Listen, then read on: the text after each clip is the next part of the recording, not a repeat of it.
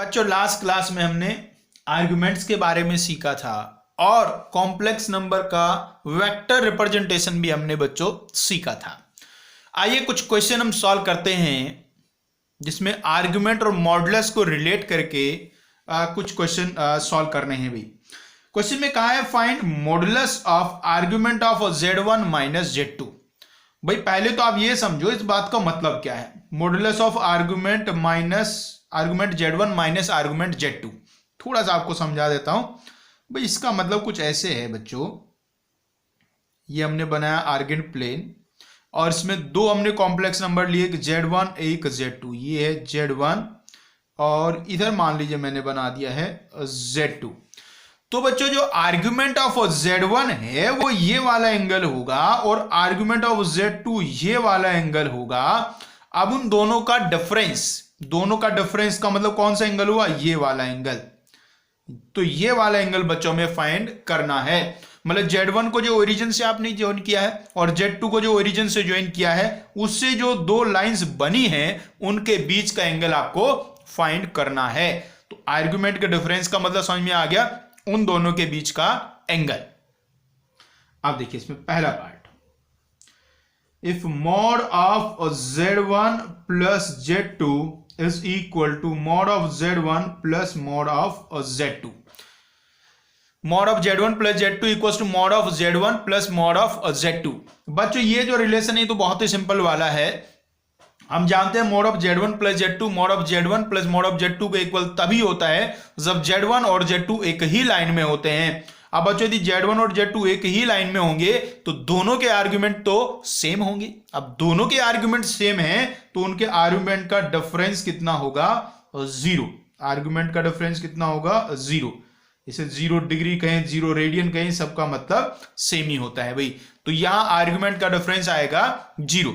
इस प्रॉपर्टी को आप डायरेक्टली याद भी रख सकते हैं बच्चों। यदि mod of Z1 plus Z2 mod of Z1 plus mod of Z2 के इक्वल हो तो argument of Z1 is equal to argument of Z2 होता है। मतलब कि Z1 और Z2 एक ही लाइन पे लाई करते हैं। दूसरा बात, mod of Z1 plus Z2 is equal to mod of Z1 minus Z2। अब इसको समझने के लिए हमें देखना पड़ेगा Z1 प्लस Z2 कैसे निकलता है, Z1 माइनस Z2 कैसे निकलता है। तो इसके लिए बच्चों हमने सीखा था जो वेक्टर वाला रिप्रेजेंटेशन है हमारा, वो ये हमने यहां एक्सेस बना लिए बच्चों। यहां एक कॉम्प्लेक्स नंबर Z1 बना और यहां बच्चों Z2 बना। अब यदि मैं ये पैरेललोग्राम कंप्लीट कर लेता हूं, पैरेललोग्राम बच्चों कंप्लीट कर लेता हूं, तो ये Z1 है, ये Z2 है, तो ये कौन बनेगा, Z1 प्लस Z2 बनेगा। लास्ट क्लास में हमने डिस्कस किया था बच्चों ऐसा कुछ। तो इसका नाम मैं A, इसका नाम चलो B रख देता हूं, इस पॉइंट का नाम मैं C रख देता हूं बच्चों। तो मैं बेसिकली यहां से क्या क्या पता चल जाता था कि ये वाला जो लेंथ है ये मॉड ऑफ Z1 है, ये मॉड ऑफ Z2 है, ये भी मॉड ऑफ Z2 है, ये मॉड ऑफ Z1 है। इंपॉर्टेंट बात, ये वाला जो लेंथ है, ये वाला लेंथ ये mod of Z1 plus Z2 और ये वाला length mod of Z1 minus Z2 होता है। अब बच्चों यदि मैं इस सेकंड पार्ट देख रहा हूं, इसमें कहा है mod of Z1 plus Z2 equal to mod of Z1 minus Z2। मैंने इस डायग्राम के हिसाब से OB is equal to AC, OB is equal to AC। मतलब क्या हुआ कि ये जो पैरेललोग्राम है इसके जो डायगोनल्स हैं उनके लेंथ इक्वल हैं, पैरेललोग्राम के डायगोनल्स इक्वल हैं। इसका मतलब ये हुआ डायगोनल्स आर इक्वल। अब भैया एक प्रॉपर्टी पढ़ी है आपने, यदि किसी पैरेललोग्राम के डायगोनल्स इक्वल हो जाएं तो वो क्या बन जाता है, वो रोम्बस बन जाता है। Therefore OABC is a rhombus. तो बच्चों ये रोम्बस बन गया है। OABC क्या बन गया, एक रोम्बस बच्चों, नहीं रोम्बस नहीं, रोम्बस नहीं बच्चों, रेक्टेंगल बन गया। थोड़ा गलत लिख दिया, ये क्या बन गया बच्चों, रेक्टेंगल बन गया। यदि पैरेललोग्राम के डायगोनल इक्वल हो जाए तो वो रेक्टेंगल बन जाता है। तो बच्चों OABC क्या बन गया, एक रेक्टेंगल बच्चों बन गया है। अभी रेक्टेंगल यदि ये बन गया है, अब आप देखो आपको निकालना क्या था भाई, हमें तो ये Z1 और Z2 के बीच का एंगल निकालना था। अब यदि ये रेक्टेंगल बन गया है बच्चों, तो ये सारे एंगल तो 90 हो जाएंगे, ये वाला ये वाला ये वाला ये वाला सारे 90 हो जाएंगे। तो ये वाला एंगल कितना हो गया, 90 डिग्री हो गया। Therefore angle COA is equal to 90 degree. Therefore argument of Z1 minus argument of Z2 का मोड 90 डिग्री मतलब कि π/2 के इक्वल होगा बच्चों। उम्मीद है समझ में आ गई होगी कहानी भाई। आइए और करते हैं इससे कई सारे हम क्वेश्चन। नेक्स्ट पार्ट में बच्चों कहा गया है mod of Z1 square plus mod of Z2 square is equal to mod of Z1 plus Z2 square. बच्चों वो डायग्राम एक बार आप वापस से यहां बना लेंगे, वो डायग्राम से ही समझ में आएगा किस तरीके से चलनी है चीजें। ये सेम टू सेम वाला डायग्राम यहां बना रहे हैं भाई, कुछ नई बात नहीं बता रहे हैं। ये देखो ये वही है, ये अपना ओरिजिन हो गया, ये Z1 हो गया, यहाँ Z2 हो गया और ये Z1 प्लस Z2 हो गया। इसको ऐसे मैंने यहां से मिला दिया भाई। अब बच्चों देखिए कहा है आपसे भाई, ये वाला लेंथ मोड Z1 होता है, ये वाला लेंथ मोड ऑफ Z2 होता है और ये वाला length mode of Z1 plus Z2 होता है। इस पॉइंट का नाम हमने A रखा हुआ था, इसका नाम B रखा हुआ था और इसका नाम C रखा हुआ था। तो बच्चों यहां ध्यान से देखो आपको गिवन क्या है, मोड ऑफ Z1 मतलब कि OA, तो यहां लिखा है OA square plus mod of Z2 square मतलब कि AB square equals to mod of Z1 plus Z2 square मतलब कि OB स्क्वायर। तो ये आपको गिवन है OA square plus AB square equals to OB square. अब बच्चों इस ट्रायंगल में देखो आप, ये तो किसके जैसा लग रहा है, ये तो पाइथागोरस थ्योरम लग रहा है बच्चों में, ये पाइथागोरस थ्योरम है। इसका मतलब तो ये राइट एंगल ट्रायंगल है, इसका मतलब OB अपना हाइपोटेन्यूस है और ये दोनों साइड्स हैं। अब यदि ये राइट एंगल ट्रायंगल है, OB हाइपोटेन्यूस है, तो ये वाला एंगल कितना हो गया 90 डिग्री। इसलिए angle OAB is equal to 90 degree.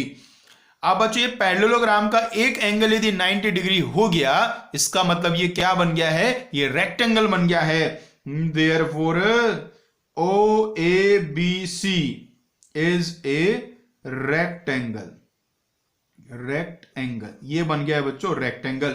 अब बच्चों ये रेक्टेंगल बन गया है, इसलिए एंगल COA भी 90 डिग्री होगा और हमें एंगल COA ही तो निकालना था। इसका मतलब argument of Z1 minus argument of Z2 का मोड 90 डिग्री मतलब π/2 के इक्वल होगा। आओ बच्चों एक पार्ट और सॉल्व करते हैं इसी का। अब बच्चों कह देता हूं ऐसे, mod of Z1 equals to mod of Z2 equals to mod of Z1 plus Z2। भाई अब तो सीख गए ना किस तरीके से करना है, तो ये सॉल्व तो करो भाई देखो इसमें क्या गिवन है, mode Z1 mode Z2 mode Z1 plus Z2 equal given है। यहां ट्राइंगल में देखो मतलब कि OA AB और OB इक्वल गिवन है, तो इसका मतलब ये हो रहा है OA AB और OB इक्वल हैं। मतलब कि ये जो ट्राइंगल है अपना OAB, इसकी तीनों साइड्स इक्वल हैं। अब भाई तीनों साइड्स इक्वल हैं तो इसका मतलब तो इक्विलेटरल ट्राइंगल बन गया। अब बच्चे इक्विलेटरल ट्राइंगल बन गया तो ये वाला एंगल कितना हो गया 60 degree. Therefore angle BOA is equal to 60 degree. अब बच्चे यदि ये वाला एंगल 60 है तो इधर वाला एंगल भी कितना होगा 60 डिग्री होगा। तो हमारा जो एंगल हमें जो फाइंड करना होता है एंगल COA वो हो जाएगा ट्वाइस ऑफ एंगल BOA मतलब कि 120 डिग्री। और ये जो एंगल COA होता है यही तो बच्चों आर्गुमेंट का डिफरेंस होता है। Therefore argument of Z1 minus argument of Z2 का मोड 120 डिग्री मतलब कि 2π/3 के इक्वल होगा बच्चों। तो उम्मीद है क्वेश्चन आपको समझ में आ गया। भी इसमें मॉडुलस में आपको रिलेशन गिवन थे और उससे आर्गुमेंट का डिफरेंस फाइंड करना था बच्चों। बच्चों मॉडुलस आर्गुमेंट की चर्चा तो बहुत लंबी है, चलती रहेगी। इसमें ज्योमेट्री से रिलेटेड जो मैक्सिमम चर्चा है, थोड़ा सा ये हमने जो किया ये भी ज्योमेट्री से रिलेटेड ही था, लेकिन जो मैक्सिमम ज्योमेट्री से रिलेटेड डिस्कशन है वो लास्ट में हम लोग करने वाले हैं। जब उसमें क्या होता है ना, बहुत सारी अलग अलग टॉपिक्स यूज हो जाते हैं एक ही साथ, तो इसलिए सारे कॉन्सेप्ट हम सीख के फिर लास्ट में ज्योमेट्री वाले कॉन्सेप्ट और अच्छे से बच्चों डिस्कस करने वाले हैं। चलो तो भाई ये बेसिक हमने सीख लिया है बच्चों कॉम्प्लेक्स नंबर का अब तक, जिसमें कॉम्प्लेक्स नंबर का मॉडुलस फाइंड करना, आर्गुमेंट फाइंड करना, ये बेसिक चीजें हमने सीखी हैं। कॉन्जुगेट फाइंड करना, प्लस करना, माइनस करना, मल्टीप्लाई करना, डिवाइड करना, ये सब बच्चों। अब बच्चों हम थोड़ा आगे चलते हैं और थोड़ी अच्छी अच्छी चीजें सीखते हैं। तो अब हम जो हमारा कॉम्प्लेक्स नंबर है उसके कुछ डिफरेंट फॉर्म्स सीखते हैं, कुछ अलग अलग फॉर्म्स में कैसे उसको रिप्रेजेंट कर सकते हैं बच्चों। तो इसमें बच्चों जो सबसे पहला फॉर्म है उसका नाम होता है पोलर फॉर्म। पोलर फॉर्म जब हमने बेसिक लेवल पे बच्चों कॉम्प्लेक्स नंबर पढ़ा होगा तो वहां भी पोलर फॉर्म को हम लोग सीखते हैं बच्चों। पोलर फॉर्म को ट्रिग्नोमेट्रिकल रिप्रेजेंटेशन भी कहते हैं। पोलर फॉर्म या ट्रिग्नोमेट्रिकल रिप्रेजेंटेशन बच्चों मतलब सेम होता है, ट्रिग्नोमेट्री का यूज होता है इसमें। देखिए बात कैसी है कुछ, ये बच्चों हमने आर्गन प्लेन बनाया, इस पे एक्सेस बनाए, यहां बच्चों हमारा कोई कॉम्प्लेक्स नंबर है z मैंने x कोमा y, ये बच्चों अपना मॉडुलस होगा और ये आर्गुमेंट होगा। इसको मैं थीटा कह देता हूं और इसको r कह देता हूं, मॉडुलस को r कह देता हूं। यहां से ऐसे परपेंडिकुलर ड्रॉ करो बच्चों, ये वाला जो डिस्टेंस है ये x है, ये x है और ये वाला y है। यहां से क्लियरली हमें दिखाई दे रहा है बच्चों जो x का वैल्यू है वो r cos थीटा है और बच्चों ये जो y का वैल्यू है वो r sin थीटा है। अब बच्चों जो कॉम्प्लेक्स नंबर होता है z हमारा x प्लस आयोटा y, अब इसमें मैं x को r cos थीटा और y को r sin थीटा पुट कर दूं तो ये क्या बन जाएगा, r into cos theta plus iota sine theta, cos theta plus iota sine theta, ये बच्चों बन जाएगा। बच्चों ये वाला जो फॉर्म है इसी को हम लोग कहते हैं पोलर फॉर्म। ये होता है कार्टेशियन फॉर्म, जिसमें x और y है उसको कार्टेशियन फॉर्म कहते हैं, और ये जो cos थीटा साइन थीटा इसमें r है उसको हम लोग क्या कहते हैं, पोलर फॉर्म कहते हैं बच्चों। तो कुछ भी बहुत स्पेशल बात नहीं है। यहां बच्चों ये जो r है ये r बेसिकली क्या है, मॉडुलस ऑफ z है, और बच्चों ये जो थीटा है ये कोई और नहीं, ये आर्ग्यूमेंट ऑफ z है बच्चों। क्लियर बात हुई जी। तो पोलर फॉर्म का आइडिया आपको हो गया। तो आइए कुछ जो कॉम्प्लेक्स नंबर्स हैं उनके हम पोलर फॉर्म लिख के देखते हैं। वैसे तो बेसिक लेवल हमने क्वेश्चन किए हैं पोलर फॉर्म के, वो प्रॉपर बहुत सारे क्वेश्चन हमें नहीं कराने हैं। जैसे बच्चों 1 है, 1 का पोलर फॉर्म क्या होगा भाई, 1 का मॉडुलस देखो कितना होता है, 1 होता है। 1 का आर्गुमेंट कितना होता है, 0 होता है। तो 1 का पोलर फॉर्म क्या हो गया, cos 0 प्लस आयोटा साइन 0। ऐसे यदि मैं आयोटा का पोलर फॉर्म पूछूं तो भाई आयोटा का मॉडुलस तो 1 ही है और आयोटा का आर्गुमेंट π/2 होगा, इसलिए cos π/2 प्लस आयोटा साइन π/2। ऐसे यदि मुझे -1 का पोलर फॉर्म लिखना हो तो -1 का आर्गुमेंट पाई हो जाएगा, तो cos pi plus iota sine pi. ऐसे यदि मुझे माइनस आयोटा का लिखना हो, माइनस आयोटा, तो ये क्या बन जाएगा, cos π/2 माइनस आयोटा साइन π/2। ये बच्चों है।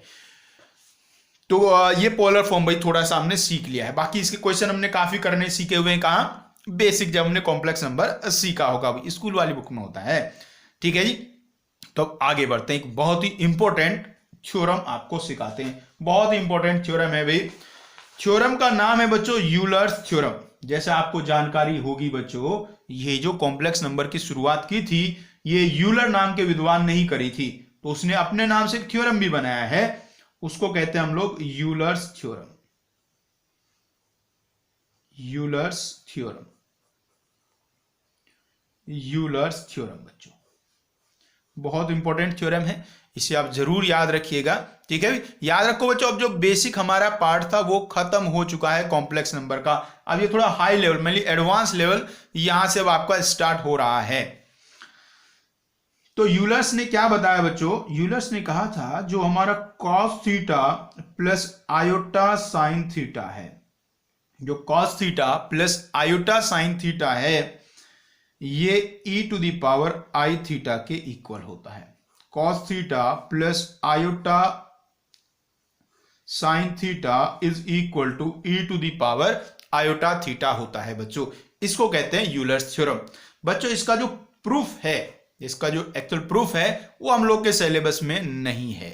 ठीक है, इसको प्रूव करने कुछ लोग तो ऐसे जुगाड़ वाले तरीके हैं हमारे पास। भाई आपने कॉस साइन और e की पावर x के एक्सपेंशन सीखे हैं, वो एक्सपेंशन आप यूज करके इसको प्रूव कर सकते हैं। वैसे जो इसका एग्जैक्ट प्रूफ है वो डिफरेंशियल इक्वेशन में आता है, जो कैलकुलस का एक पार्ट है डिफरेंशियल इक्वेशन, और उसके भी थोड़े हायर लेवल में, मतलब हमारे जेई लेवल में डिफरेंशियल इक्वेशन होता है उसमें ये आता भी नहीं है, उससे हायर लेवल का जो डिफरेंशियल इक्वेशन होता है उसमें इसका प्रूफ आता है। तो इसलिए हमें प्रूफ के डिस्कशन की कोई खास जरूरत नहीं है। ठीक है भी, तो प्रूफ हम नहीं सीख रहे, डायरेक्टली वही सीख रहे हैं। याद रखेंगे cos theta plus I sine theta equals to E की पावर आई थीटा होता है बच्चों। एक छोटी बात और बता दूं, कुछ लोग जो आलसी लोग होते हैं, कम लिखना पसंद करते हैं, वो cos theta plus I sine theta को ऐसे भी लिखते हैं, CIS थीटा, सिस थीटा इसको बोल देते हैं, cos plus I sine theta, मतलब इसका मतलब यही होता है। तो ऐसा कई बार आपको हो सकता है कहीं लिखा मिले, तो सिस थीटा का मतलब cos theta plus iota sine theta होता है बच्चों।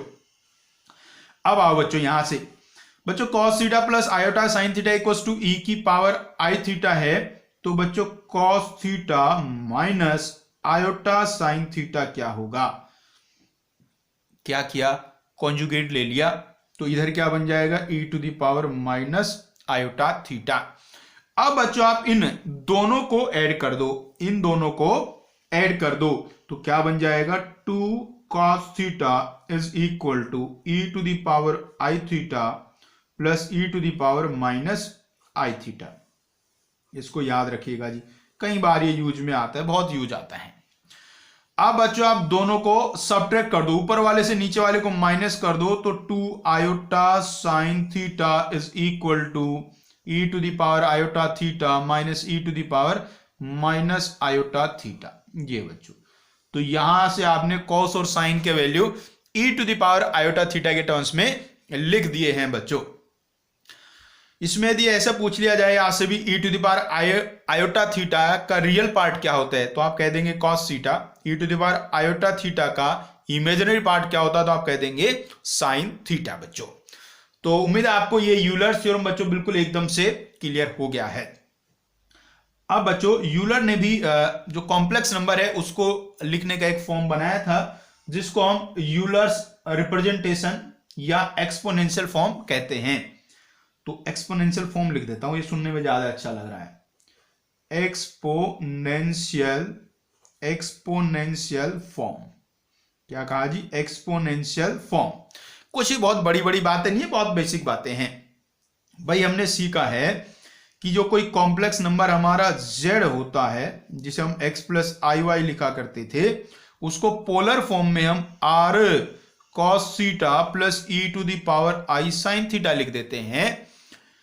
अब बच्चों यहां ये जो r है ये तो मॉड ऑफ z है, r तो मॉड ऑफ z है, और cos theta plus iota sine theta Euler के हिसाब से वो e to the power iota theta है, तो इसको e to the power iota theta कह दूं, तो ये है बच्चा अपना एक्सपोनेंशियल फॉर्म। तो किसी भी कॉम्प्लेक्स नंबर z को आप कैसे लिख सकते हैं, mod z into e to the power iota theta. Theta कौन है रे, अरे थीटा वही है रे, आर्ग्यूमेंट ऑफ z। थीटा बच्चों आर्ग्यूमेंट ऑफ z होता है। तो यहां देखो ये पावर में कुछ लिखा हुआ है, इसीलिए इसको एक्सपोनेंशियल फॉर्म कहते हैं बच्चों। अब बच्चों कुछ स्पेशल कॉम्प्लेक्स नंबर्स को एक्सपोनेंशियल फॉर्म में लिख के देखते हैं जी। भाई जैसे 1 की बात करूं, 1 तो बेचारा बहुत ही सीधा साधा है, 1 को भी लिख के देखता हूं। चलो तो यहीं लिख लेते हैं, चलो 1 यदि मैं लिखता हूं, 1 को एक्सपोनेंशियल फॉर्म में लिखना है तो 1 का मॉडुलस तो 1 हुआ और आर्गुमेंट 0 हुआ, तो e to the power iota into 0, तो ये e टू द पावर 0 बन गया। e टू द पावर 0 तो 1 ही होता है।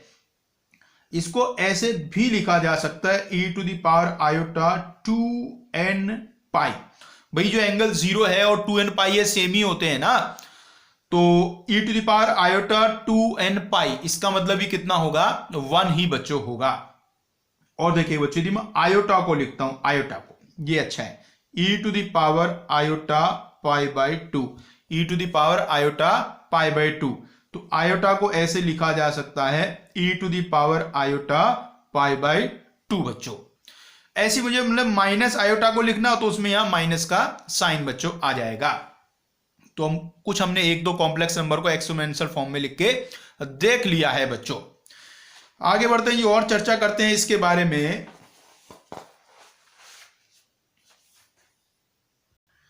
बच्चों यहां से जैसे हमारा एक्सपोनेंशियल फॉर्म है z equals to mod z e to the power iota theta.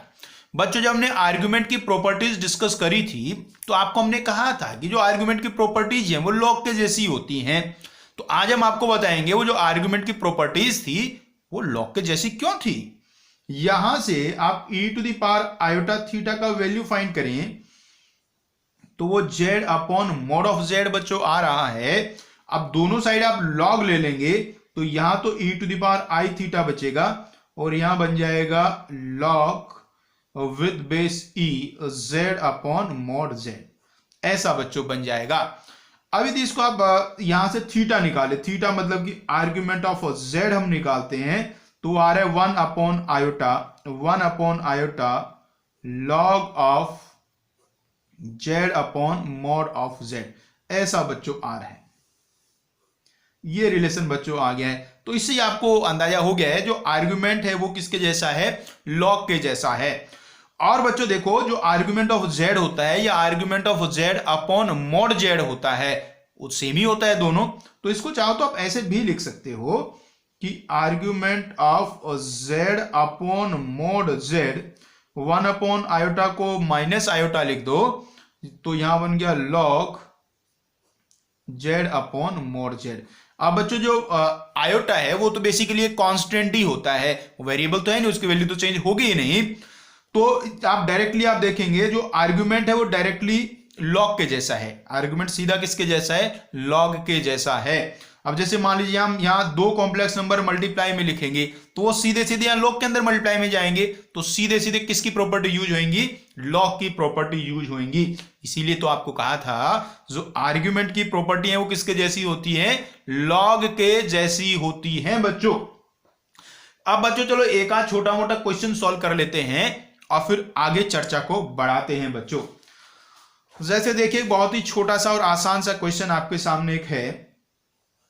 Question में कहा गया है रियल पार्ट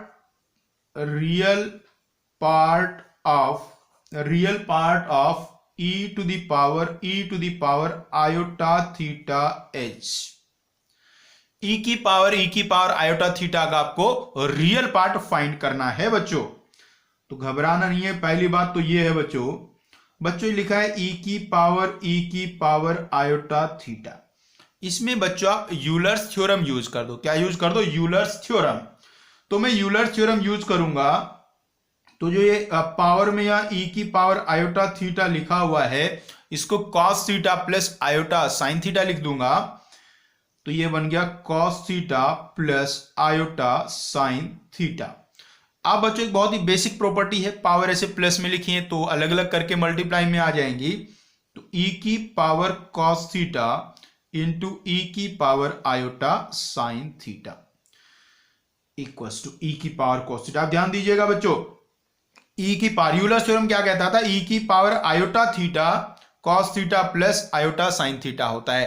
तो उसी प्रॉपर्टी से e की पावर आयोटा साइन थीटा क्या बन जाएगा, ये शायद कुछ ऐसा बनना चाहिए cos sine theta plus iota sine theta, cos sine theta plus iota sine theta. ये बच्चों बन गया है। अब भाई यदि इसका रियल पार्ट आपको निकालना हो, रियल पार्ट ही तो पूछा गया है, तो रियल पार्ट तो ये वाला ही तो रियल पार्ट हो गया जिसमें आयोटा नहीं है। देयरफॉर रियल पार्ट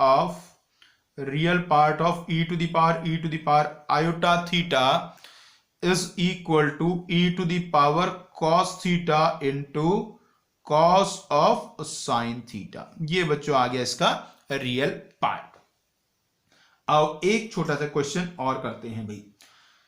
आपसे पूछा गया कि आयोटा की पावर आयोटा ये किसके इक्वल होगा, इसका वैल्यू क्या होगा, ये आपसे पूछा गया भाई। तो बहुत ही बेसिक है जी बच्चों, जो ये आयोटा, जो बेस में जो आयोटा लिखा हुआ है उसको आप ऐसे ही लिख दो, e की पावर आयोटा पाई बाय 2। सीखा था ना भाई, आयोटा को हम e की पावर आयोटा पाई बाय 2 लिख सकते हैं और इसकी होल पावर कितनी है आयोटा। अब बच्चों एक सिंपल सा प्रॉपर्टी है, दोनों पावर्स मल्टीप्लाई में आ जाएंगे तो e की power iota square into pi by 2 हो जाएगा और e की पावर आयोटा स्क्वायर का वैल्यू तो -1 होता है, तो e की power minus pi by 2, iota square को -1 रख दिया तो e की पावर माइनस पाई बाय 2 बच्चों वैल्यू आ गया है। तो आयोटा की पावर आयोटा, e की power minus pi by 2।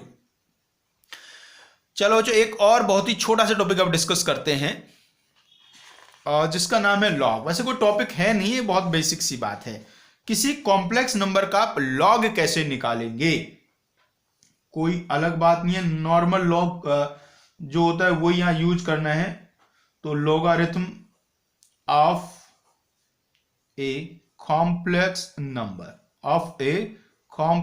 Number, किसी कॉम्प्लेक्स नंबर का लॉग कैसे निकालते हैं वो आपको बताते हैं भाई। ये कॉम्प्लेक्स नंबर z आप मान लीजिए क्या है x प्लस आयोटा y, मान लो ये कोई कॉम्प्लेक्स नंबर है। तो सबसे पहले तो क्या करने का, इसको आप एक्सपोनेंशियल फॉर्म में लिख लेने का।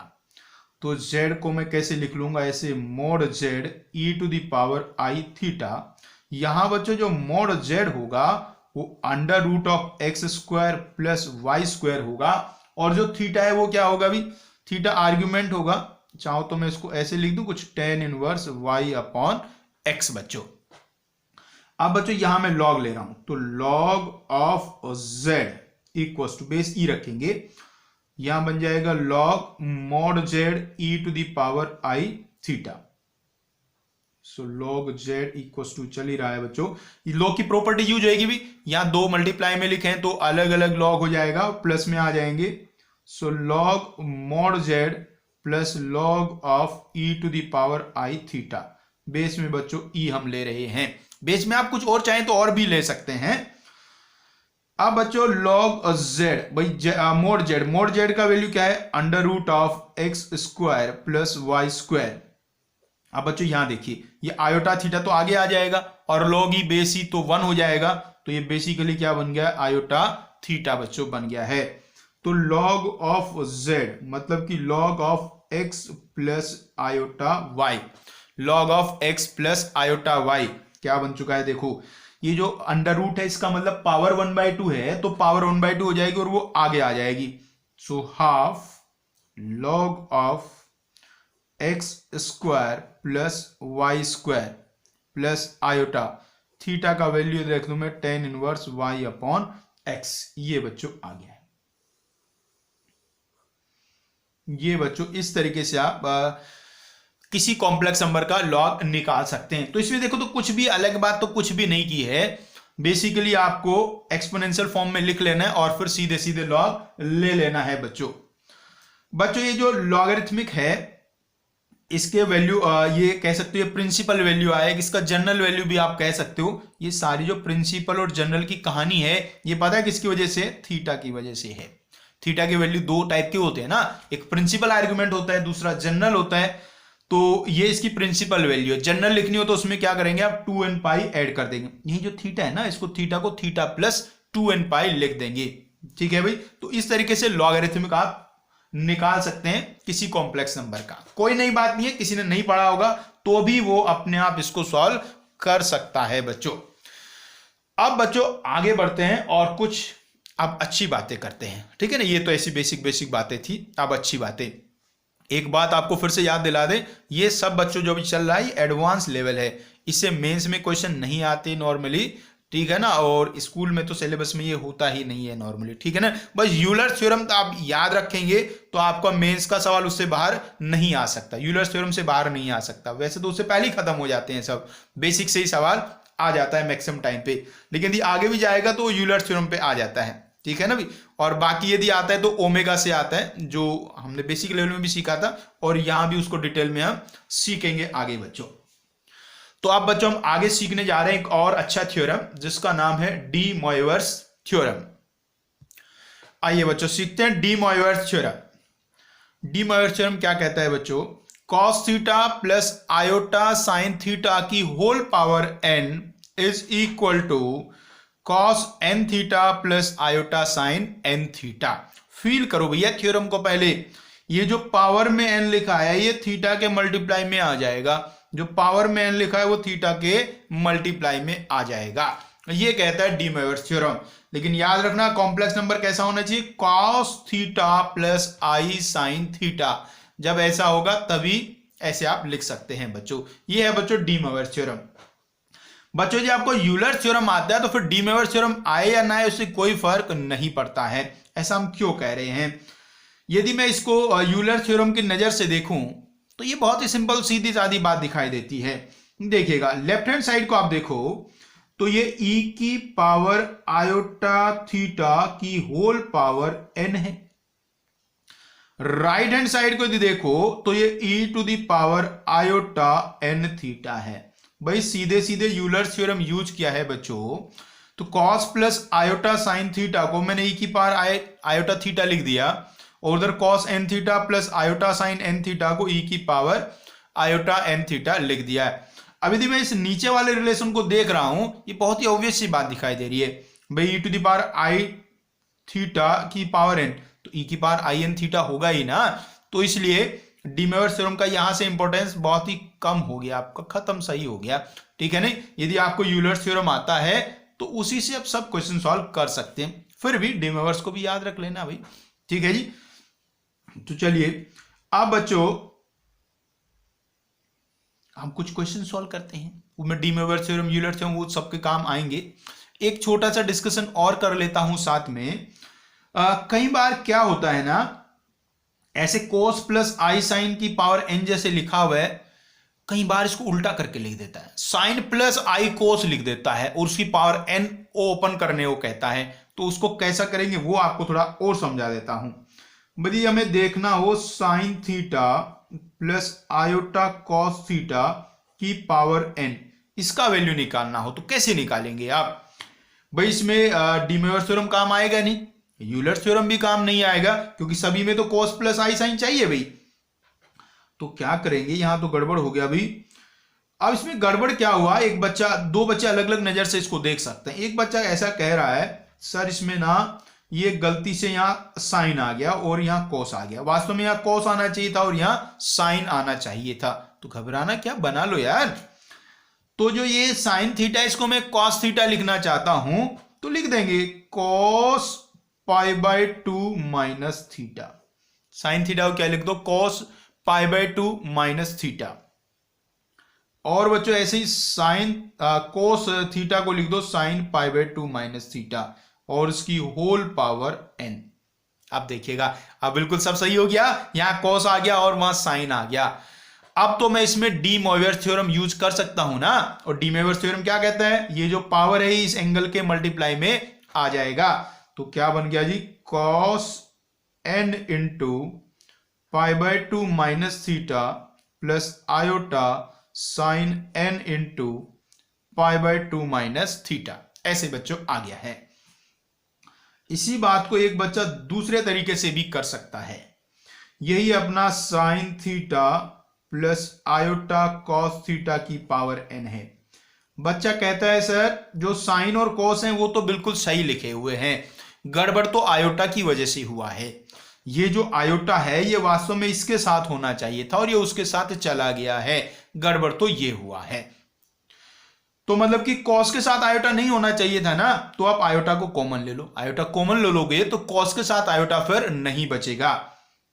तो यहां से आप आयोटा कॉमन ले लो, बाहर निकल के आयोटा की पावर n हो जाएगा, यहां बचेगा cos थीटा प्लस यहां आ जाएगा 1 अपॉन आयोटा साइन थीटा और बच्चों रे होल पावर n। अब बच्चों जो आयोटा की पावर n है वो मतलब -1 की पावर n/2 है। अरे आयोटा मतलब -1 की पावर 1/2 होता है ना। और यहां बच्चों ये cos थीटा और जो 1 अपॉन आयोटा है वो माइनस का आयोटा होता है,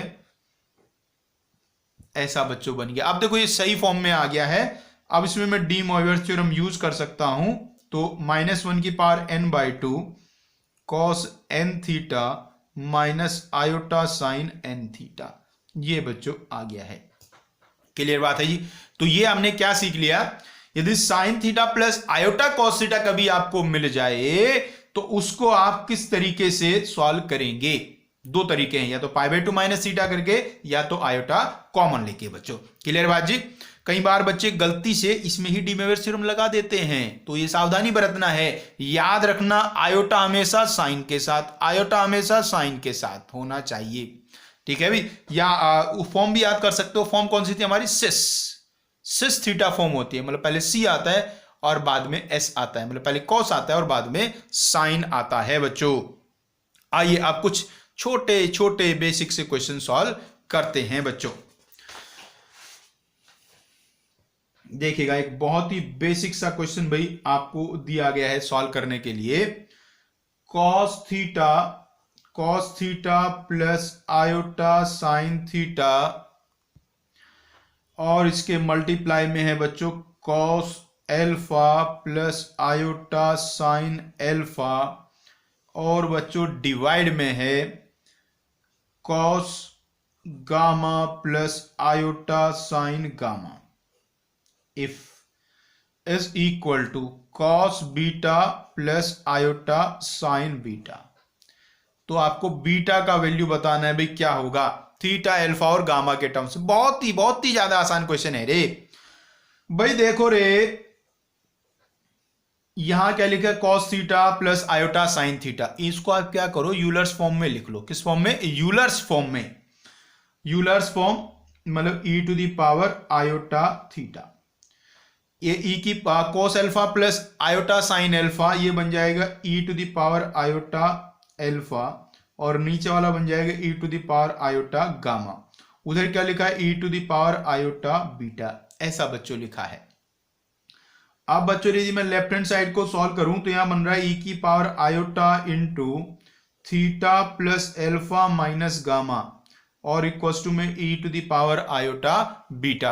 अब पावर आप कंपेयर कर देंगे तो यहां से theta plus alpha minus gamma equals to beta आ गया है बच्चों। यही वैल्यू आपको निकालना था। तो कितनी आसानी से अब ये कैलकुलेशन सब हो सकती हैं यदि आपको यूलर्स थ्योरम आता है बच्चों। एक और क्वेश्चन करूं ऐसा, एक और ऐसा करता हूं भाई। बहुत आसान सवाल है ये, बहुत ही ज्यादा आसान है। क्वेश्चन में कहा है सिंप्लीफाई करो जी। क्वेश्चन में कहा है सिंप्लीफाई, एक बड़ा सा एक्सप्रेशन लिखा हुआ है उसको सिंप्लीफाई करना है बच्चों। क्या है expression, cos 3 theta plus iota sine 3 theta whole power 14 cos 5 theta minus iota sine 5 theta whole power 8। और डिवाइड में क्या लिखा है देखिएगा, डिवाइड में बच्चों गिवन है cos 4 theta plus iota sine 4 theta whole power 20 और फिर लिखा है बच्चों cos 13 theta minus iota sine 13 theta whole power 6। ये देखो जी, ये जो खतरनाक सा दिखने वाला एक्सप्रेशन है इसको हमें सिंप्लीफाई करना है। सबसे पहली बात तो घबराना नहीं है भाई, इसको यूलर्स फॉर्म में आप लिखेंगे तो ये वाला क्या बन गया जी, e to the power iota 3 theta की होल पावर 14। दूसरा बनेगा e की पावर माइनस आयोटा 5 थीटा की होल पावर 8 और डिवाइड में e to the power iota 4 theta की होल पावर 20 और e to the power 13 minus का आयोटा थीटा की होल पावर 6 बच्चों। इसमें चाहे तो आप डी मोइवर थ्योरम भी यूज कर सकते हैं, उससे ऐसे ऐसे मल्टीप्लाई में आ जाता, एक ही है ये तो समझिए ना, Euler theorem D Moivre theorem एक जैसे ही हैं, कोई भी आप यूज करो। तो भाई रे बच्चों इसमें आप देखो यहां ऊपर क्या बनता दिख रहा है, E to the power iota 42 theta into E to the power iota minus के साथ 40 थीटा। नीचे क्या बन रहा है, E to the power iota के साथ 80 थीटा और ये ई की पावर माइनस 78 आयोटा थीटा। ऐसा बच्चों बन गया। अब भाई ऊपर देखो ध्यान से, यहां 42 है पावर में और यहां माइनस का 40 है, तो कितनी बच गई power 2 e to the power iota 2 theta. Denominator में देखो रे, यहां पावर में 80 है माइनस 78 है, तो यहां भी तो 2 ही बचा, ये तो कैंसिल हो गया, कैंसिल होकर वैल्यू कितना आ गया 1। तो बच्चों ये जो एक्सप्रेशन आपको गिवन था इसका वैल्यू 1 के इक्वल है। आओ बच्चों एक और ऐसा ही क्वेश्चन देखते हैं बच्चों, आप कोशिश करो आप भी अपने आप सॉल्व करने की रहे। क्वेश्चन है जी कुछ, if 1 plus cos alpha plus iota sine alpha और डिवाइड में है बच्चों 1 plus cos alpha minus iota sine alpha whole power n is equal to cos theta plus iota sine theta, then n is equal to, नहीं sorry, theta is equal to, then theta is equal to, theta का value बच्चों आपको बताना है। तो देखिएगा बिल्कुल ही basic सा क्वेश्चन बच्चों लग रहा है, लेकिन इसमें जैसे मैं यहां इसको देख पा रहा हूं तो इसमें ना देखो cos प्लस आई साइन तो लिखा हुआ है, cos प्लस आई साइन तो लिखा हुआ है, लेकिन एक साथ में +1 और लिख दिया, एक +1 और लिख दिया है। इसकी वजह से इसमें मेरा डी मोइवर थ्योरम काम नहीं कर रहा है। हाँ यूलर थ्योरम तो काम कर सकता है, इसको मैं e की पावर आई अल्फा लिख सकता हूं। तो दो तरीके हो सकते हैं इसको सॉल्व करने के, एक तो ये है कि इसको मैं e की पावर आई अल्फा लिखूं, नीचे वाले को e की पावर माइनस आई अल्फा लिखूं और फिर कुछ थोड़ा कैलकुलेशन करूं। एक दूसरा तरीका है कि मैं इस 1 की ही कहानी खत्म करूं और उसके बाद आगे सॉल्व करूं। दोनों तरीके आपको एक एक करके बता रहा हूं भाई। पहले ये 1 की कहानी खत्म करने वाला, तो आप क्या करो, ये जो 1 प्लस कॉस एल्फा है, 1 प्लस कॉस एल्फा, इसको आप लिख लो 2 कॉस स्क्वायर एल्फा बाई 2, और ये जो साइन एल्फा है उसको आप लिख लो 2 sine alpha by 2 cos alpha by 2, divide में नीचे भी ऐसी करो same, 2 cos square alpha by 2 minus iota 2 sine alpha by 2 cos alpha by 2 और उसका होल पावर बच्चों n है। बस लेफ्ट हैंड साइड को ये में बच्चों सॉल्व करते जाना है, बाद में जो सिंप्लीफाई करके आ जाएगा उससे थीटा एकदम पता चल जाना है आपको। अब बच्चों रे देखो इसमें न्यूमरेटर में क्या कॉमन आ रहा है, न्यूमरेटर में कॉमन आ रहा है 2 कॉस एल्फा बाई 2, तो यहां बचेगा cos alpha by 2 plus iota sine alpha by 2, और डिनोमिनेटर में यदि मैं देख रहा हूं तो वहां भी कॉमन 2 कॉस एल्फा बाई 2 आ रहा है, तो यहां बचेगा cos alpha by 2 minus iota sine alpha by 2 और होल पावर बच्चों इसका n है।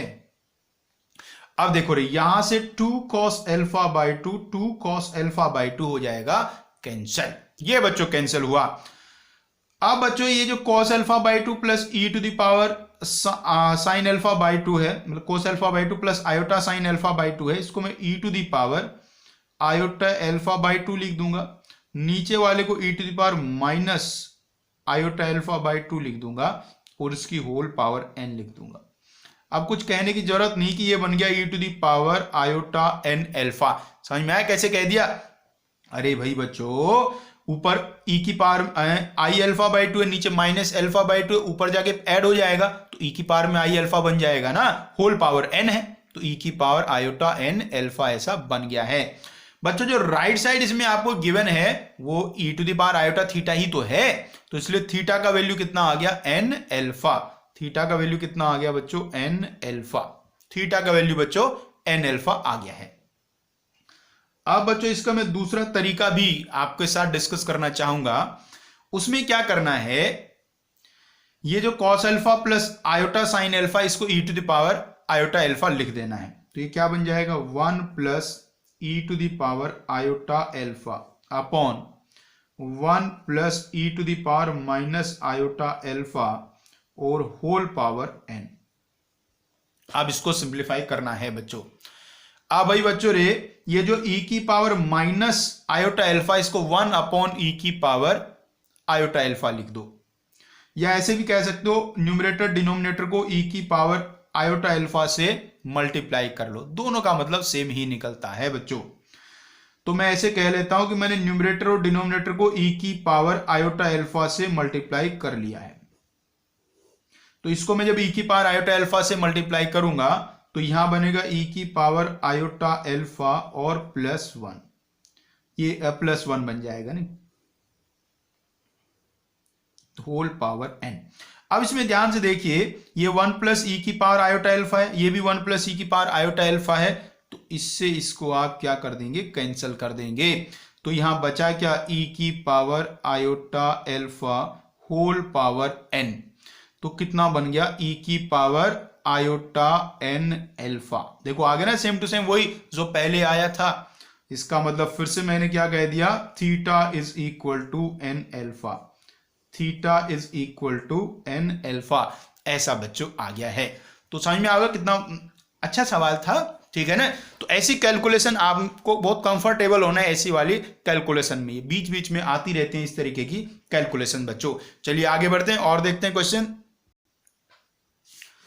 नेक्स्ट क्वेश्चन है बच्चों, इस क्वेश्चन में बच्चों प्रूव करना है, प्रूव दैट 1 प्लस आयोटा की power 2n plus 1 minus iota की power 2n is equals to 2 की power n plus 1 cos n pi by 2। ये बच्चों प्रूव करना है। तो देखिएगा बच्चों कैसे करेंगे। बच्चों जब भी ऐसी पावर वाली कैलकुलेशन आए तो हमेशा आपको ये जो कॉम्प्लेक्स नंबर होता है इसको यूलर्स फॉर्म या एक्सपोनेंशियल फॉर्म या तो पोलर फॉर्म में कन्वर्ट कर लेना चाहिए। वैसे दोनों फॉर्म मुझे तो एक ही जैसी लगती हैं, नाम बस अलग अलग हैं। तो इसको एक्सपोनेंशियल फॉर्म या पोलर फॉर्म में बच्चों लिख लेते हैं। तो 1 प्लस आयोटा को यदि मैं एक्सपोनेंशियल फॉर्म में लिखता हूं तो वो फॉर्म क्या कहता है कि एक बार लिख के दिखाता हूं। 1 प्लस आयोटा का एक्सपोनेंशियल फॉर्म क्या होगा, यहां इसका मॉडुलस आएगा, मॉडुलस होता है √2 और इसका आर्गुमेंट e की पावर में आएगा, वो होता है pi by 4। So 1 plus iota की पावर 2n, इसकी पावर 2n बच्चों कर देना है। तो इसमें √2 की पावर 2n हो जाएगा और e की पावर आयोटा पाई बाई 4 की पावर 2n हो जाएगा बच्चों। तो √2 की पावर 2n का मतलब तो बच्चों 2 की पावर n हो गया और ये बन गया e की power iota n pi by 2, e की power iota n pi by 2 बच्चों। ऐसे ही बच्चों 1 माइनस आयोटा की पावर 2n, 1 माइनस आयोटा की पावर 2n। भाई देखो ये वाला जो है इसका कॉन्जुगेट ही लग रहा है, तो डायरेक्टिव वैल्यू इसका तो लिख सकता हूं मैं 2 की पावर n e की power minus iota n pi by 2 बच्चों। अब बच्चों इन दोनों का आप ऐड कर दीजिए।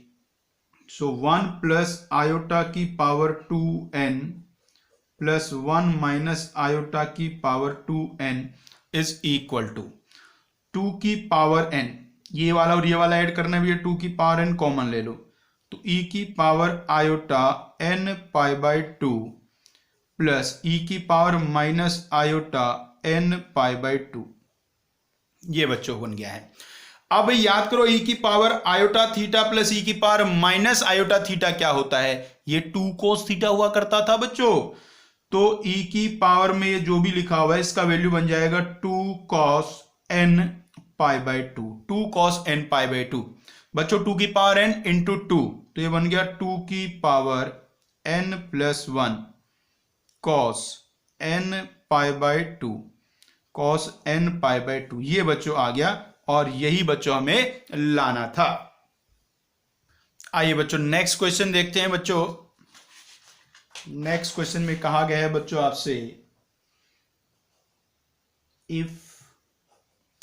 if 2 cos theta is equal to x plus 1 by x, 2 cos theta equals to x plus 1 by x and 2 cos phi is equal to y plus 1 upon y, prove that।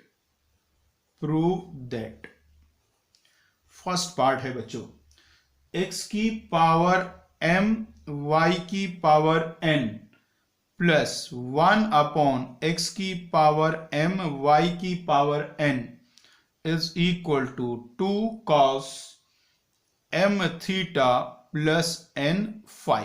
ये बच्चों prove करना है आपको। तो देखिएगा बच्चों कैसे करेंगे इसको रे। वैसे तो बच्चों यदि मैं इसको डायरेक्टली ऐसे देखूं 2 cos theta equals to x plus 1 by x है, तो ये मुझे एक फॉर्मूले के जैसा लगता है। 2 cos theta equals to e की power i theta plus e की पावर माइनस i थीटा। तो यहां से मुझे ऐसा लग रहा है कि x का वैल्यू e की पावर i थीटा के इक्वल होगा। और यदि मैं इसको डायरेक्ट सॉल्व कर लेता हूं तो भी x का वैल्यू मैं निकाल पाऊंगा, आना तो वही है। तो फिलहाल सॉल्व कर लेता हूं। So x plus 1 by x equals to 2 cos theta है। बच्चों यदि मैं इसको एलसीएम लेके थोड़ा सिंप्लीफाई करूं तो x square minus 2x cos theta plus 1 is equal to 0, ऐसा बच्चों बनने वाला है। अब भाई यहां से मैं x का वैल्यू निकाल दूंगा क्वाड्रेटिक फॉर्मूला यूज करके।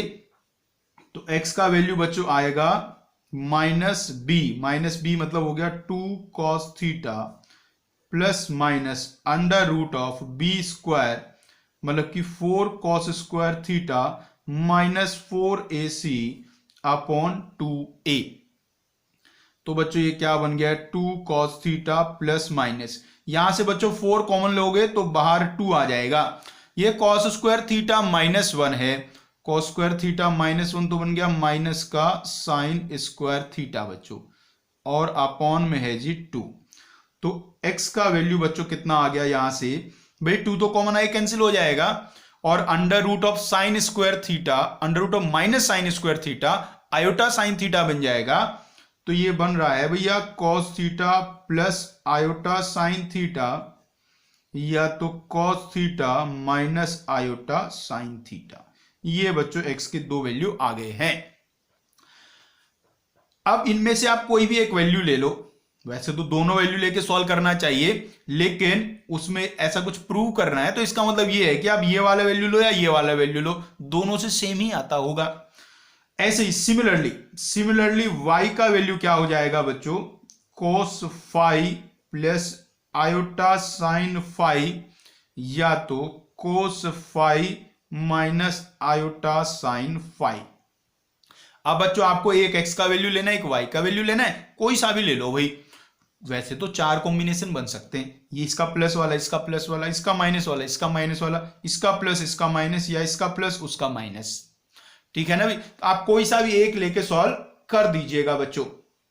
ठीक है जी, तो हम इसमें प्लस वाले लेते हैं, प्लस वाले अच्छे होते हैं वैल्यू। तो यदि मैं बच्चों x को cos theta plus iota sine theta ले लेता हूं तो 1 अपॉन x का वैल्यू कितना हो जाएगा, cos theta minus iota sine theta. इतना तो समझते हैं, ये e की पावर आई थीटा, e की पावर माइनस आई थीटा है, उसमें भी उसी फॉर्म में भी आप लिख सकते हैं चाहे तो।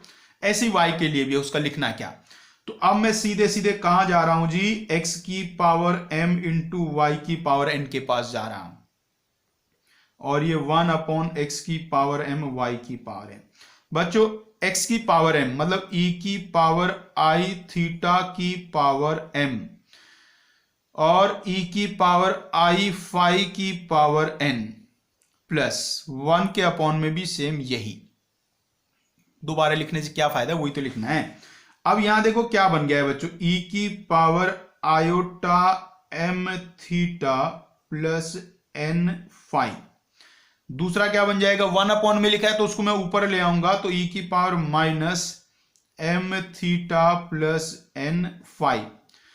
तो ये ई की power iota theta plus e की पावर माइनस आयोटा थीटा बना है। इसको मैं क्या लिख सकता हूं, 2 cos थीटा, और थीटा का value m theta plus n phi. ये बच्चों आ गया है। और देखिएगा यही तो लाना था, यही तो प्रूव करना था। देखो तो यही हमने प्रूव करना था और प्रूव बच्चों हमने कर दिया है। इस क्वेश्चन का एक और पार्ट है वो मैं आपके लिए लिख देता हूं, वो आप सोल्व कर लीजिएगा। सेकंड पार्ट इसका बच्चों है, इसमें प्रूव करना है आपको x की पावर m अपॉन y की पावर n प्लस y की पावर n अपॉन x की power m is equal to 2 cos m theta minus n phi. ऐसा बच्चों बनेगा। ये आप सॉल्व कर लेंगे, बिल्कुल सेम टू सेम वैसे ही सॉल्व हो जाएगा जैसे इसका फर्स्ट पार्ट बच्चों सॉल्व किया गया है। चलिए आगे बढ़ते हैं और क्वेश्चन बच्चों सॉल्व करते हैं। If z is equal to root 3/2 plus iota upon 2, then 1 plus iota into z plus z की power 5 plus iota into z की power 8 whole power 9 is equal to, option A जी अपने पास 1 minus 1 plus 2 iota whole power 9 minus 1 या 0। बच्चों जब भी आपको क्वेश्चन में जो कोई कॉम्प्लेक्स नंबर गिवन हो और उसकी पावर्स पे चर्चा चल रही हो तो हमेशा उसको एक्सपोनेंशियल फॉर्म या पोलर फॉर्म में कन्वर्ट कर लेना चाहिए, क्योंकि फिर इसमें आपका वो थ्योरम सब यूज हो जाएंगी, डी मोइर थ्योरम या यूलर थ्योरम, तो आराम से कैलकुलेशन हो जाती है बच्चों। तो सबसे पहले तो मैं भाई ये हमारा जो कॉम्प्लेक्स नंबर z है इसको पोलर फॉर्म या यूलर्स फॉर्म में लिख लेता हूं। तो z इज इक्वल टू, पहले इसका मॉडुलस देख लो भाई बच्चों यदि आप चैप्टर को पढ़ते पढ़ते यहां तक पहुंच चुके हैं और ढंग से पढ़ रहे हैं तो अब तो आप मॉडुलस और आर्गुमेंट तो ऐसे ही निकाल सकते हैं। तो भाई मॉडुलस तो इसका 1 लग रहा है मुझे, और आर्गुमेंट की बात करूं तो π/6 लग रहा है। भाई y अपॉन एक्स करूंगा 1/√3 आएगा ना, तो π/6 लग रहा है। तो इसको मैं ऐसे लिख सकता हूं cos π/6 प्लस आयोटा साइन π/6। एक बच्चे ने तो ऐसे ही लिख दिया सर ये √3/2 मतलब cos π/6, 1/2 मतलब sin π/6। अब बच्चों यदि मैं यहाँ पावर्स को देख रहा हूं, यहाँ पावर 5 है, यहाँ पावर 8 है, यहाँ पावर 1 है। 1 तो खैर बेचारा आसानी होता है, तो 5 और 8 दिख रही है, इनमें डिफरेंस ना 3 का लग रहा है मुझे। तो मैं एक बार ना z क्यूब निकाल के देखता हूं, z क्यूब का वैल्यू क्या आएगा, मतलब कि cos π/6 plus iota sine π/6 whole power 3। कौन सा थ्योरम काम आएगा भैया, डी मोइर थ्योरम। वो कहता है जो पावर है वो एंगल के मल्टीप्लाई में आ जाता है, तो ये 3 π/6 के मल्टीप्लाई में आ जाएगा। तो ये बन गया है cos π/2 plus iota sine π/2। cos π/2 का वैल्यू बच्चों 0 होता है और साइन π/2 का वैल्यू 1 होता है। तो इस हिसाब से z क्यूब का वैल्यू आयोटा के इक्वल आ गया है बच्चों। z क्यूब का वैल्यू बच्चों आयोटा आ गया है, ठीक है जी। तो अब देखो ये वाला जो पार्ट है पहले मैं इसका वैल्यू ही देख लेता हूं, ये कितना होगा। देयरफॉर z की power 5 plus iota into z की पावर 8। यहां से आप z की पावर 5 कॉमन ले लो तो 1 प्लस आयोटा z क्यूब बचेगा। अब बच्चों आप z क्यूब का वैल्यू आयोटा रख दीजिए, तो 1 प्लस आयोटा इंटू आयोटा, तो ये आयोटा स्क्वायर बन गया। आयोटा स्क्वायर तो -1 होता है, तो z की पावर 5 इंटू 1 -1, तो ये वैल्यू बच्चों आ गया है 0। तो अच्छी खबर क्या है हमारे लिए, ये लास्ट के जो 2 टर्म थे इनका सम तो 0 ही आ गया। अब तो भैया आसानी हो गया क्वेश्चन।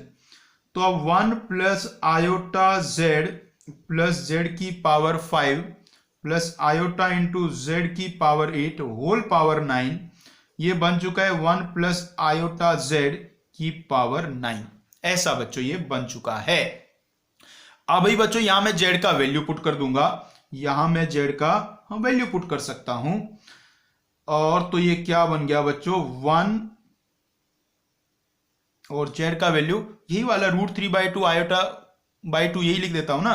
तो इसको मैं आयोटा से मल्टीप्लाई करूंगा, आयोटा से मल्टीप्लाई करूंगा तो आयोटा अपॉन 2 को आयोटा से मल्टीप्लाई करूंगा तो माइनस का 1/2 बन जाएगा, और इसको आयोटा से मल्टीप्लाई करूंगा तो आयोटा √3/2 बन जाएगा बच्चों। ऐसा बच्चों बन गया, देखो 1 - 1/2, 1 - 1/2 तो 1/2 हो गया।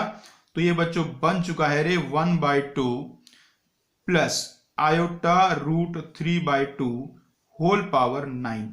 ऐसा बच्चों बन गया है। अब फिर से पावर की कहानी है, और वही पावर की कहानी हो तो आपको वापस से पोलर फॉर्म में जाना होगा। पोलर फॉर्म तो ऐसे ही लिख दूंगा, cos π/3 plus iota sine π/3 whole power 9। अब जो डी मोइवर्स का थ्योरम यूज कर दो तो ये 9 इस π/3 के मल्टीप्लाई में आ जाएगा। तो ये बन गया cos 3π प्लस आयोटा साइन 3π। बच्चों cos 3π का वैल्यू -1 होगा, साइन 3π का वैल्यू 0 होगा। तो फाइनल वैल्यू कितना आ गया बच्चों? -1। ऑप्शन सी हमारा बिल्कुल करेक्ट हो गया है। तो इस बड़े से दिखने वाले एक्सप्रेशन का वैल्यू बच्चों -1 के इक्वल आ गया है। तो समझ आ गया जी किस तरीके से करने हैं सवाल। जब भी पावर्स की बात हो रही हो तो आप पोलर फॉर्म में उसको लिख लेंगे, और फिर डी मोइवर्स थ्योरम यूज करके बहुत आराम से सॉल्व किया जा सकता है। तो बच्चों आज हमने डी मोइवर्स थ्योरम से रिलेटेड कुछ चीजें सीखी हैं। यूलर्स थ्योरम सीखा है, एक्सपोनेंशियल फॉर्म, पोलर फॉर्म सीखा है। इनसे बहुत अच्छे अच्छे क्वेश्चन और बनते हैं बच्चों। तो नेक्स्ट क्लास में हम इनसे थोड़े से और क्वेश्चन बच्चों सॉल्व करेंगे इन्हीं सब कॉन्सेप्ट्स को यूज करके। और आपसे भी उम्मीद करते हैं बच्चों थोड़ा बहुत तो आप भी कुछ सॉल्व करेंगे वही सवाल, ठीक है ना भी। और उसके बाद फिर हम बच्चों रूट्स ऑफ यूनिटी के पास चलेंगे। Roots of unity, square root, cube root, fourth root, nth root of unity, ये सब डिस्कस करेंगे। और उसके बाद बच्चों ज्योमेट्री डिस्कस करेंगे, बीच में एक रोटेशन थ्योरम आएगा। बस इतनी सी बातें बची हैं, ठीक है बच्चों। चलिए तो मेहनत से पढ़ते रहिएगा, मिलते हैं फिर आपसे नेक्स्ट क्लास में।